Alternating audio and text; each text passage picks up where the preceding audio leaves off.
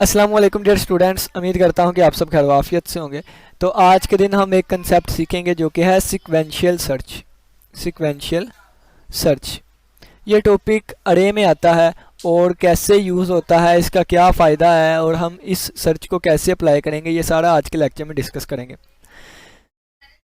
पिछले लेक्चर्स वाला थोड़ा सा मैं आपको 3 से 4 मिनट में इंट्रोडक्शन दे दूं।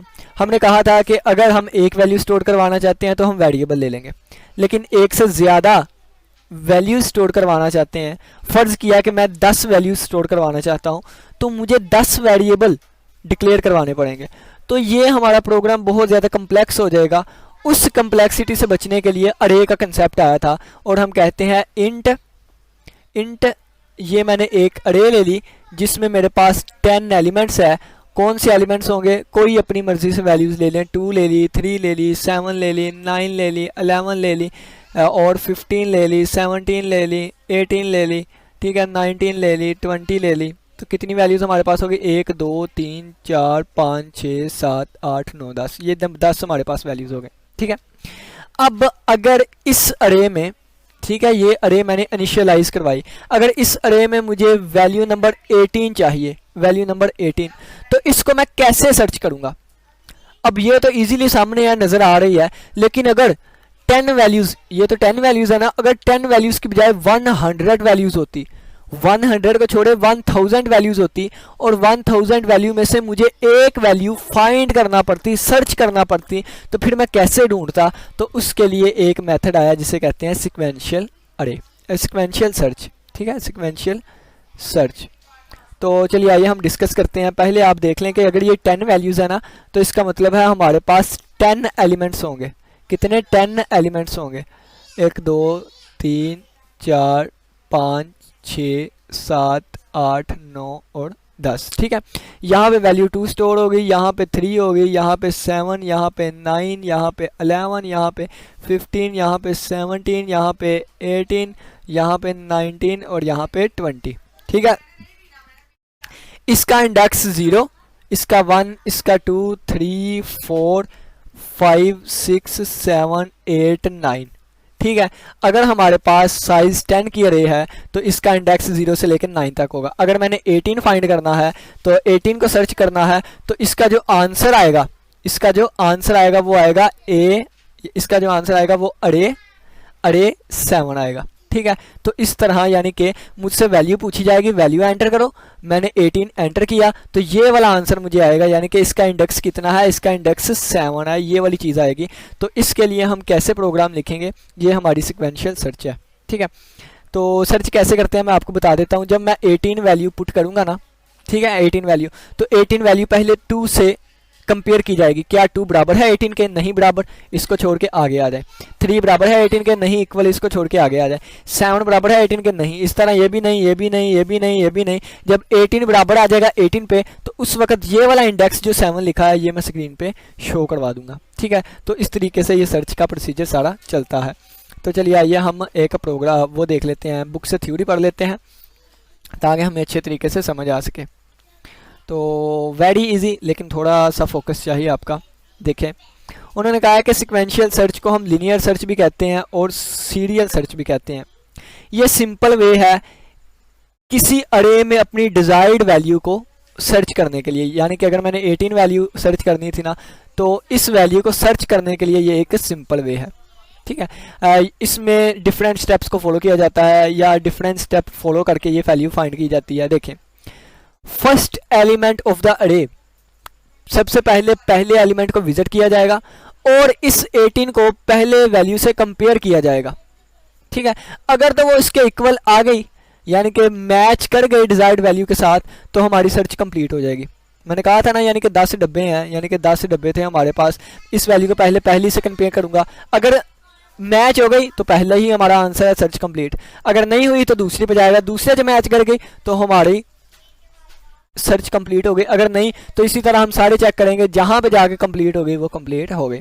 और अगर मैच नहीं करती तो फिर ये नेक्स्ट एलिमेंट पे मूव कर जाएगी और ये प्रोसेस रिपीट होता जाएगा, ठीक है। तो अब देखें यहाँ पे क्या लिखा गया है। सर्च करने के लिए हम लूप को बार बार यूज़ करेंगे, ठीक है। अगर हमारे पास हम लूप 0 से स्टार्ट किया करेंगे, ठीक है, और लास्ट इंडेक्स तक जाएगा, ठीक है, लास्ट इंडेक्स ऑफ अरे। एग्जाम्पल के तौर पे अगर हमारे पास 10 एलिमेंट्स हैं तो हमारा लूप 0 से स्टार्ट होकर 9 तक जाया करेगा, ठीक है, 0 से स्टार्ट होकर हमारा लूप 9 तक जाया करेगा। तो चलिए आइए हम अपने प्रोग्राम को स्टार्ट करते हैं और इसको बेहतर तरीके से समझने की कोशिश करते हैं। ये हमारा प्रोग्राम है, इन्होंने कहा है write a program that initializing a array. तो ये अरे को इनिशियलाइज करना कहलाता है, पिछले लेक्चर में हम डिटेल से डिस्कस करके आए। इन्होंने कहा कि यूज़र से एक वैल्यू इनपुट करें और उस वैल्यू को अरे में फाइंड करें, सर्च करें, ठीक है। तो चलिए आइए, ये आपको पता है, ये भी हम लगाते आए हैं, शुरू से डिटेल से हमने डिस्कस किया है चैप्टर नंबर 4 में भी, तो ये वाली स्टेटमेंट्स मैं आपको नहीं समझाऊंगा, ठीक है। यहाँ पे आते हैं, तो ये मैंने एक अरे को इनिशियलाइज करवा लिया, क्या करवा लिया, इनिशियलाइज करवा दिया। तो यहाँ पे हमारे पास मेमोरी में एक इस तरह से बन जाएगी, यानी कि इसमें 10 वैल्यू आ गई, इसमें 20 आ जाएगी, इसमें 30 आ जाएगी, इसमें 40 आ जाएगी, इसमें 50 आ जाएगी, इसमें 60 आ जाएगी, इसमें 70 आ जाएगी, इसमें 80 आ जाएगी, इसमें 90 आ जाएगी और इसमें 100 आ जाएगी, ठीक है। अब देखें, अब देखिएगा इसका इंडेक्स 0 है, इसका इंडेक्स 1, इसका इंडेक्स 2, 3, 4, 5, 6, 7, 8, 9, ये हमारे पास इसके इंडेक्सेस आ गए, ठीक है। तो ये पहला हमारा कंप्लीट हो गया। अब उन्होंने कहा है कि एक आई लिया है, ये इंटीजर है, एक एन लिया है, ये भी इंटीजर है, एक लोक लिया है, ये भी हमारे पास इंटीजर है, और लोक की वैल्यू हमने -1 दी हुई है। तो लोक की वैल्यू कितनी है, लोक की वैल्यू -1 है, ठीक है, देखी जाइएगा। अब उन्होंने क्लियर स्क्रीन कर दिया और कहा है cout enter the value to find, वो वैल्यू एंटर करें जो कि हमने फाइंड करनी है, वो एन में स्टोर की जाएगी।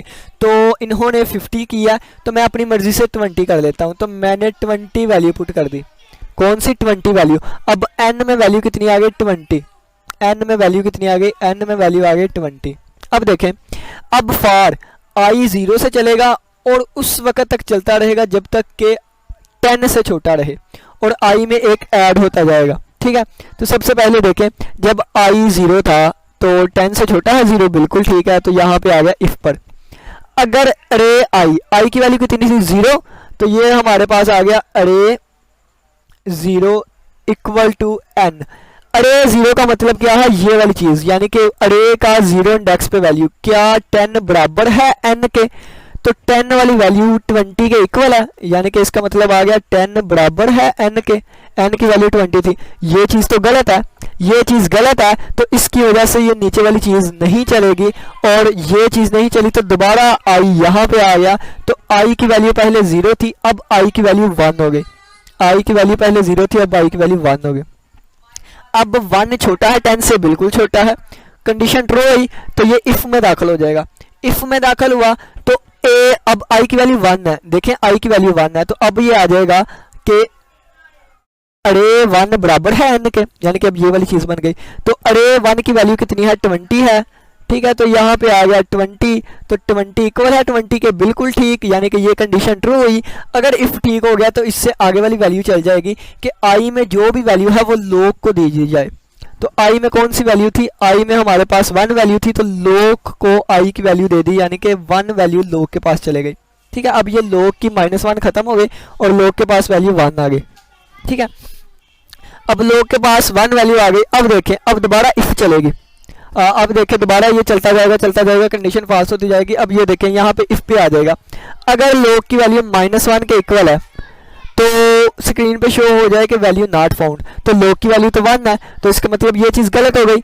तो ये वाली ठीक होगी, एल्स वाली, क्योंकि अगर इफ गलत हो गया तो एल्स वाला चलेगा। तो एल्स में आ जाएगा value found at index is लोक, तो लोक में जो भी वैल्यू होगी वो स्क्रीन पे शो हो जाएगी। तो ये लिख दिया गया वैल्यू फाउंड एट इंडेक्स लोक, यानी कि 1, तो यहाँ पे 1 शो हो जाएगा, और यहाँ पे हमने एंटर 20 किया था, तो देखें इंडेक्स 1 पे हमारे पास 20 वैल्यू है, और 20 हमने पुट किया था, तो इसके रिलेटेड हमारे पास इंडेक्स 1 आ गया, ठीक है। अब ये वाला प्रोग्राम आप 40 के लिए भी कर सकते हैं, 50 के लिए भी, 60 के लिए, जिस मर्जी के लिए करें, उतनी दफ़ा हमारा प्रोग्राम रिपीट होता जाएगा और हमें वैल्यू मिल जाएगी। मैंने 20 इसलिए वैल्यू ली ताकि हमारा प्रोग्राम जल्दी से जल्दी समझ आ जाए। अब देखें, फ़र्ज़ करता हूँ मैं 20 के बजाय 30 वैल्यू ले लेता, यानी कि अब मैं 30 वैल्यू ले लेता हूँ, n की वैल्यू मैंने ले ली 30, ठीक है। लोक में वैल्यू -1 है और आई की वैल्यू हमारे पास 0 है। देखिए अब मैंने n की वैल्यू कितनी ली, n की वैल्यू मैंने 30 ली है, ठीक है। तो ये आप इसे मेमोरी लोकेशन ही समझें, यानी कि अब मैं दोबारा नहीं मेमोरी लोकेशन बनाने वाला, आप इसको मेमोरी लोकेशन ही समझिए। इसका इंडेक्स 0 है, इसका 1 है, इसका 2 है, इसका 3 है, इसका 4 है, इसका 5 6 7 8 और 9, ठीक है। अब देखिएगा, अब देखें आई की वैल्यू 0 है, कंडीशन ट्रू हुई तो यहाँ इफ पे आ गया। अब अरे आई की वैल्यू 0, अरे 0 यानी कि वैल्यू 10 बराबर है 30 के, नहीं बराबर। अब अगर इफ गलत होगी तो ये वाली चीज़ नहीं चलेगी। दोबारा आई में एक इजाफा हुआ, आई की वैल्यू कितनी हो गई, 0 थी 1 हो गई आई की वैल्यू। अब देखें 1 छोटा है 10 से, जी बिल्कुल 1 तो छोटा है 10 से, तो 1 10 से छोटा है, कंडीशन ठीक हुई, दोबारा इफ में आया। अब आई की वैल्यू 1 है तो ए आई बराबर है n के, तो ए आई की वैल्यू 20 है, 20 बराबर है 30 के, नहीं, तो इसका मतलब दोबारा ये नहीं चलेगी, दोबारा आई में एक वैल्यू में इजाफा हुआ। अब आई की वैल्यू कितनी हो गई, अब ये देखिए इस तरह चल रहा है, इस तरह ये चीज़ इस तरह चल रही है, ठीक है, इस तरह, ठीक है। अब देखें आई की वैल्यू में एक और इजाफा हुआ, आई की वैल्यू हो गई 2। अब 2 छोटा है 10 से, जी बिल्कुल ठीक है। अब दोबारा इफ में आ जाएगा, अब अरे 2 पे 30 वैल्यू है तो 30 बराबर है n की वैल्यू के, तो 30 बराबर है 30 के, जी बिल्कुल ये ठीक हो गया। तो ये ठीक हो गया, इसका मतलब इफ के नीचे वाली चीज़ चल जाएगी तो लोक में आई की वैल्यू आ जाएगी। तो आई की वैल्यू 2 हो गई थी तो लोक में 2 वैल्यू आ गई। अब देखें ये प्रोग्राम चलता रहेगा, जब लूप खत्म होगा तो फिर देखा जाएगा कि लोक की वैल्यू -1 के इक्वल है कि नहीं, तो लोक की वैल्यू तो 2 है, तो 2 कभी भी -1 के इक्वल नहीं है, ये कंडीशन गलत हो गई। कंडीशन इफ वाली गलत हुई तो ये चीज़ नहीं चलेगी बल्कि एल्स वाला चलेगा, और एल्स में कहा जाएगा कि जो लोक की वैल्यू है वहाँ पे हमारी वैल्यू मैच करती है, तो लोक की वैल्यू 2 है तो हमारे पास 2 इंडेक्स आ जाएगा, ठीक है। इसी तरह यहाँ पे 4 लिखा गया है, 4 पे मैच करेगी तो यहाँ पे आंसर 4 आ जाएगा। उम्मीद करता हूँ प्रोग्राम की समझ आई होगी, सबसे इजी टॉपिक ये था इस चैप्टर में, ठीक है। तो उम्मीद करता हूँ इसकी समझ आई होगी। अगर किसी का कोई भी क्वेश्चन वह लाजमी पूछेगा। अब एक दफ़ा हम इसको प्रोग्राम को करके देख लेते हैं ताकि हमें अच्छे तरीके से मज़ीद समझ आ सके, ठीक है। अब इसको हम एक दफ़ा करके देख लेते हैं ताकि हमें इसकी मज़ीद अच्छे तरीके से समझ आ सके।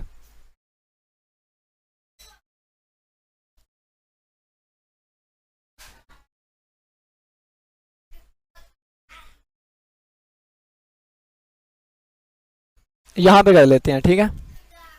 देखें जी कि ये वाली चीज़ तो हर एक प्रोग्राम में यूज़ होती है, तो इस वजह से मैं इसको यहीं लिखा रहने देता हूँ, ठीक है।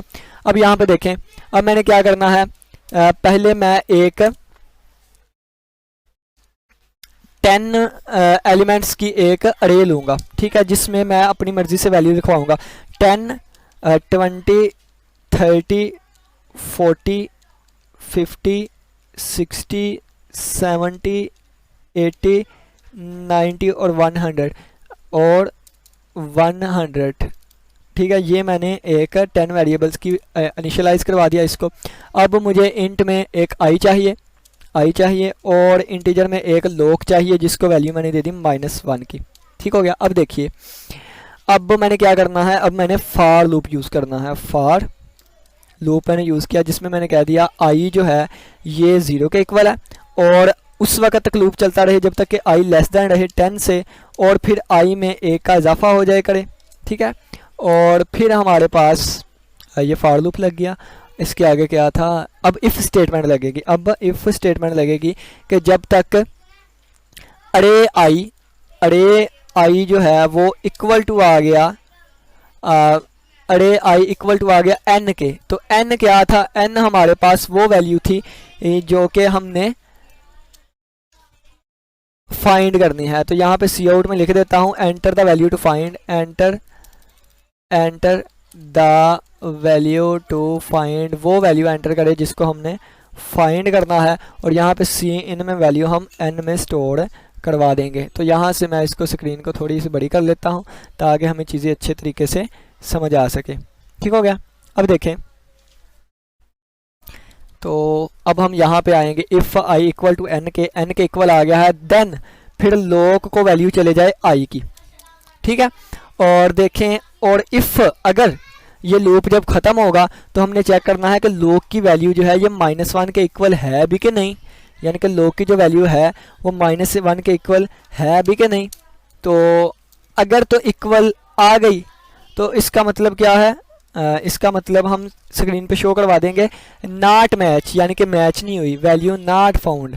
ठीक है, फाउंड नहीं हुई, तो हम इस पे अपना प्रोग्राम एंड कर देंगे। और एल्स अगर -1 के इक्वल ना आई तो फिर हम स्क्रीन पे शो करवा देंगे cout our required answer is या the index is value found at index, यानी कि हमारी जो वैल्यू फाइंड हुई, value found at index, index पे जो वैल्यू फाउंड हुई वो कौन सा इंडेक्स होगा, एक मिनट, वो कौन सा इंडेक्स होगा जो कि लोक में वैल्यू स्टोर हुई है। तो मैंने इसको अब कंपाइल करने लगा हूँ, ये मैंने कंपाइल किया और कोई एरर नहीं आई है, मैंने रन किया। तो अब वैल्यू मैं फ़र्ज़ करता हूँ कि मैंने 60 एंटर किया, तो ये देखें 5 वाले इंडेक्स पे 60 वैल्यू आएगी। 5 वाले पे कैसे, ये देखें, ये इंडेक्स 0 वाला, ये पहला इंडेक्स, ये दूसरा, ये तीसरा, ये चौथा, ये पांचवा, और पांचवें पे हमारी 60 आ गई। अब फ़र्ज़ किया है कि मैं एक ऐसी वैल्यू एंटर कर देता हूँ जो कि यहाँ पे नहीं है, ठीक है, 1000। तो ये आंसर क्या आ गया, वैल्यू नॉट फाउंड। क्यों, क्योंकि लोक में हमारे पास -1 नहीं रहा। जब लोक में हमारे पास -1 ही रहा तो ये वाली कंडीशन ट्रू हुई और हमारे पास स्क्रीन पे ये वाली चीज़ प्रिंट हो गई। ठीक है, तो इस तरह ये हमारे पास प्रोग्राम चलते हैं। उम्मीद करता हूँ कि समझ आई होगी। किसी बच्चे का कोई भी क्वेश्चन हुआ तो लास्ट में पूछिएगा। इसी के साथ इजाज़त दीजिए। नेक्स्ट हम एक और सर्च को पढ़ेंगे जो कि है बाइनरी सर्च। अभी तक के लिए अल्लाह हाफिज़, अल्लाह निगहबान।